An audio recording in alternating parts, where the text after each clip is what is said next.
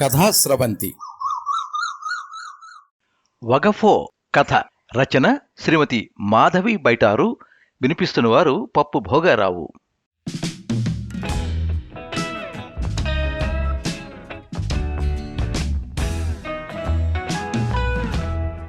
అబ్బబ్బా, గోలగోల, ముందా TV sound తగ్గించండి. అసలే పొద్దున్నుంచి కిట్టి పార్టీలో ఫ్రెండ్స్తో ఆటలు పాటలతో గడిపేసరికి తలనొప్పిగా చిరాగ్గా ఉంది అని గట్టిగా అరిచింది. వాలు కుర్చీలో పడుకుని చిన్న స్టూర్పై కాళ్ళు పెట్టుకుని కళ్ళు మూసుకుని హాల్లో సేద తీరుతున్న కాంతం. కళ్ళు మూసుకునుంటే పడుకున్నామనుకున్నాను, చేటల్లాంటి చెవులు మాత్రం బాగా పనిచేస్తున్నాయి అని పళ్ళు పటపట కొరుక్కుని, నీకు ఒంట్లో బాగున్నప్పుడే ఏదో ఒకటి సాధించుకు తింటావు, ఇప్పుడు తలనొప్పిగా ఉందంటున్నా సౌండ్ తగ్గించకపోతే నీ బాబిచ్చిన టీవీయా అంటూ తిట్లదండకం మొదలెట్టి వీపు విమానం మొత్తం మోగిస్తావు. అయినా తెల్లవారుజాము నుండి పనులు చేసి చేసి అలిసిపోయి కాస్త రిలాక్స్డ్గా నేల మీద కూర్చుని ఏదో కాళ్ళకి మందు రాసుకుంటూ టీవీలో రంభా రాధల డాన్సులు చూద్దామనుకుంటే ఆ అదృష్టం కూడా లేదు. ఛీ, యాదవ బతికిని యాదవ బతుకు అని అప్పారావు తిట్టుకుంటూ ఉంటే, ఏంటి సణుక్కుంటున్నారు అంది కళ్ళు విప్పకుండానే కాంతం. ఏం లేదు, టీవీలో ఎంత బాగా డాన్స్ చేస్తున్నారో కదా, మనం కూడా చేస్తే ఎలా ఉంటుందోనని. నసిగాడు. అఘోరించారు, సరిగ్గా నడవడమే రాదు మీ మొహానికి, డాన్స్ అట డాన్సు అని కాంతం గయ్యం అనేసరికి. సర్లే, కోప్పడకు గాని. కాంతం కాంతం, ఈరోజు నువ్వు వెళ్ళావు కదా, రేపు ఫ్రెండ్స్తో కాసేపు అలా తిరిగి వస్తాను, సరేనా అని గోముగా అడిగేసరికి, భేషుగ్గా వెళ్ళండి, ఎవరాపుతున్నారు మిమ్మల్ని అనేసరికి బాగా నిండుగా ఊదిన బెలూన్లా పొంగింది అప్పారావు వదనం. కాకపోతే 3 పూట్లకి సరిపడా వంట చేసేయండి.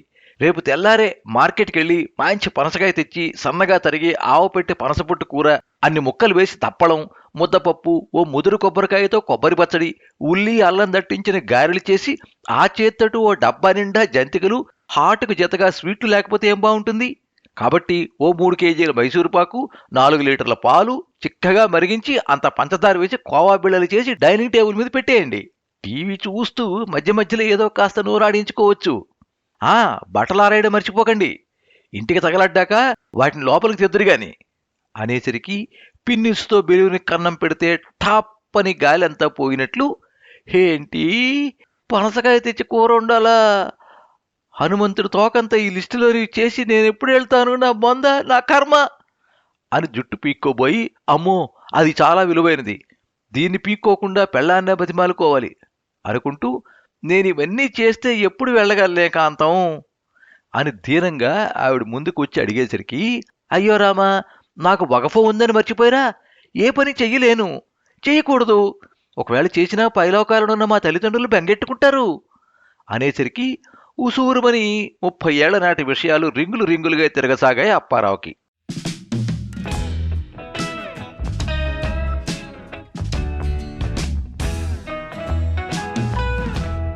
తమ పెళ్ళైన కొత్తలో మొద్దునిద్రలో ఉన్న కాంతంను లేపి కొంచెం కాఫీ కలపమంటే కదలడానికి మొరాయిస్తున్న బుల్డోజర్లా మెల్లగా కదిలి వంటగదిలోకి వెళ్ళగానే కెవ్వున అరిచింది. ఏమైందో అని దడుచుకు చచ్చి జారిపోతున్న లుంగిని పైకెత్తుకుంటూ పరిగెత్తుకుంటూ వెళ్లేసరికి భయంతో వణికిపోతోంది. ఏమైంది కాంతం అని కుదుపుతూ అడిగేసరికి, ఏమండి అంటూ గట్టిగా అతడిని పట్టుకుంది. ఏ బల్లినో బొద్దింకనో చూసి భయపడిందనుకున్నాడు. ఆ పూటకు తిండి బయట నుంచి తెచ్చేశాడు. 1 గంట అవుతుండేసరికి కడుపులో ఎలుకలు పరిగెత్తుండగా, వంటెప్పుడు చేస్తావు కాంతం అని ఆరా తీశాడు స్వతహాగా భోజన ప్రియుడైన అప్పారావు. వెళ్లాలా వద్దా అని సంశయిస్తూ మొత్తానికి వంటగదిలోకి వెళ్లి మళ్లీ అరిచింది. ఏమైందో అని వెళ్లిన అప్పారావు బనీని పట్టుకు ఊపేస్తూ చంద్రముఖిలా కళ్ళు పెద్దవి చేసి చూడసాగింది. రేవటలా ఉండే అప్పారావు ఎలాగో వదిలించుకుని బయటకు వచ్చేసరికి తల ప్రాణం తోక్కొచ్చింది. రాత్రికి మళ్లీ సేమ్ సీన్ రిపీట్ అయ్యింది. ఓ వారం రోజులు ఇదే తంతు. వంటగదిలోకి వెళ్ళగానే పిచ్చి పిచ్చిగా ప్రవర్తించడం, చివరికి ఢామ్ అని కళ్ళు తిరిగి పడిపోవడం, తానేమో మొయ్యలేక మోసుకొచ్చి మంచం మీద పడేయడం. తిండి ఎలాగో ఉండడం లేదు సరికదా, ఇలా మోసి మోసి నడుం పట్టేస్తోంది. లాభం లేదు, అసలే పుల్లలాంటి తాను అస్థిపంజరం అవ్వకముందే అర్జెంటుగా రమ్మనమని తల్లికి కబురు చేశాడు. ఊర్లో తండ్రిని ఎలాగో అలా తంటాలు పడమని చెప్పి ఆయాసంతో వగరుస్తూ కొడుకు దగ్గరికి వచ్చిన వర్ధనమ్మని చూసి బాగానే పలకరించి టీ తెస్తానని వంటగదిలోకి వెళ్లిన కాంతం అరుస్తూ గిన్నెలన్నీ పడేయసాగింది. ఇవన్నీ తెలిసిన మన హీరో పరిగెత్తుకుంటూ వెళ్లి బయటికి తీసుకొచ్చి శాంతింపచేశాడు. కానీ వర్ధనమ్మకి ఏం జరుగుతోందో అర్థం కాక గుండెలు దడదడలాడసాగాయి. మధ్యాహ్నం అత్తగారికి నా చేత్తోనే వంట చేస్తానంటూ వయ్యారంగా లోపలికెళ్ళి నెక్స్ట్ మినిట్లోనే జుట్టు వరగబోసుకుని అరవసాగింది. అమ్మో, నేనిక ఒక్క నిమిషం కూడా ఇక్కడ ఉండలేను అంటూ అప్పారావు ఎంత పిలుస్తున్నా వెనక్కి తిరిగి చూడకుండా పరిగెత్తిన వర్ధనమ్మ మళ్లీ ఆ గుమ్మంలో అడుగు పెడితే ఒట్టు. ఓ రోజు పని మనిషి రాకపోతే ఇల్లు తుడుస్తానని చీపురు పట్టుకుంది కాంతం. టిఫిన్ చేయడానికి ఇంకా టైం ఉంది, ఈలోగా పేపర్ తిరగేద్దామని కుర్చీలో కూర్చున్న అప్పారావుని చీపురు తిరగేసి ఒక్కటేసింది. అమ్మో చచ్చాను రోయ్ అని అరిచి పేపర్ దించేసరికి ఎదురుగా ఖాళీలా ఉంది కాంతం. అంటే పని మనిషి ఎప్పుడూ మానకూడదన్నమాట అని గట్టిగా నిర్ణయించుకుని రామంటున్న పని మనుషుల కాళ్ల వేళ్ల బతిమలాడి రెట్టింపు జీతంతో పని చేయించుకుని వంట మాత్రం తానే చేయసాగాడు. ఎంత జుట్టు పీక్కున్నా అర్థం కాని విషయం ఏమిటంటే కుంభాలు తినేటప్పుడు కానీ, గంటల కొద్దీ టీవీ చూసేటప్పుడు కానీ మామూలుగానే ఉంటుంది కానీ వంట పనులు అనేసరికి హిస్టీరిక్గా ఊగిపోయేది. విషయం అర్థం కాని అయోమయం అప్పారావు మామగారికి ఉత్తరం రాసేసరికి తిరుగుటపాలో అత్త మామగారే లగెట్టుకుంటూ వచ్చేసి కూతుర్ని చూసి పాత సినిమా వాళ్ళలా బొటబట కన్నీళ్లు కార్చేసి, మా అమ్మాయికి వగపో ఉంది నాయనా గొణిగింది అత్త. ఎప్పుడూ వినని పదం వినడంతో తింగరి మొహం వేసుకుని ఉండిపోతే ఆ మాత్రం తెలియదా అని అత్తా మామ కిషిక్కమంటారని ఓస్ అదేనా అన్నట్టు తలూపి తర్వాత తన కొలీగ్స్ను తెలిసిన వారిని ఎవరైనా అడుగుదామనుకున్నాడు. తనకు తెలిసిన ఫ్రెండ్స్ని అడిగితే పగలబడి నవ్వారు. కొందరైతే వీళ్ళ ఆవిడికి ప్రపంచంలో ఎక్కడా లేని మాయదారి జబ్బు ఉన్నట్లుంది అని గుసగుసలాడారు. ఆఖరికి డాక్టర్స్ను కూడా వగఫో అంటే ఏమిటని అడిగితే పో పొమ్మనేవారే కానీ అర్థం చెప్పేవాళ్ళు దొరకలేదు. రోజు రోజుకి కాంతం ప్రవర్తనలో ఏమాత్రం మార్పు లేదు. వంటగది వైపు తొంగి చూడడం లేదు సరికదా, ఎప్పుడూ టీవీ చూడటమో లేదంటే పడుకోవడమో. లాభం లేదని మళ్ళీ అత్తామామ కబరెట్టాడు.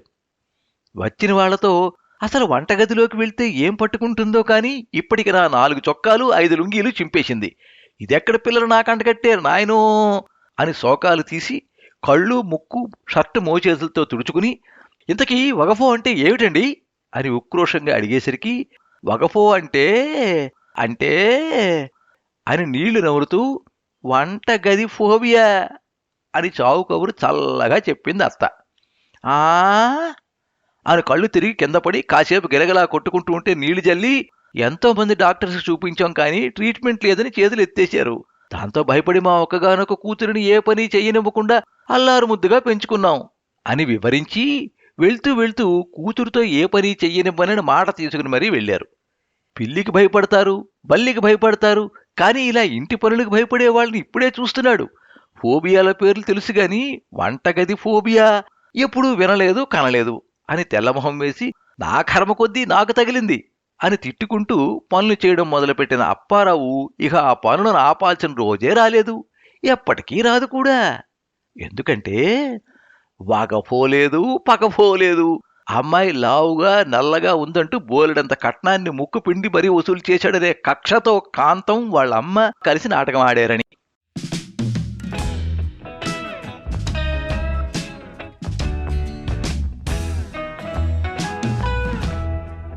మీరింతవరకు వగఫో కథ విన్నారు. రచన శ్రీమతి మాధవి బైటారు. వినిపించిన వారు పప్పు భోగారావు. కూర్పు పప్పు వరుణ్. ఈ కథ మీద మీ అమూల్యమైన అభిప్రాయాన్ని కింద కామెంట్ బాక్స్లో రాయండి. ఈ వీడియోని లైక్ చేయండి, మీ మిత్రులందరికీ షేర్ చేయండి. ఇలాంటి మరిన్ని మంచి కథలు వినిపించడానికి ఈ ఛానల్ని సబ్స్క్రైబ్ చేసుకోండి. పక్కనే ఉండే బెల్ ఐకాన్ని క్లిక్ చేస్తే ఇలా అప్లోడ్ చేసే వీడియోల వివరాలన్నీ కూడా మీకు ఎప్పటికప్పుడు నోటిఫికేషన్ ద్వారా తెలుస్తాయి.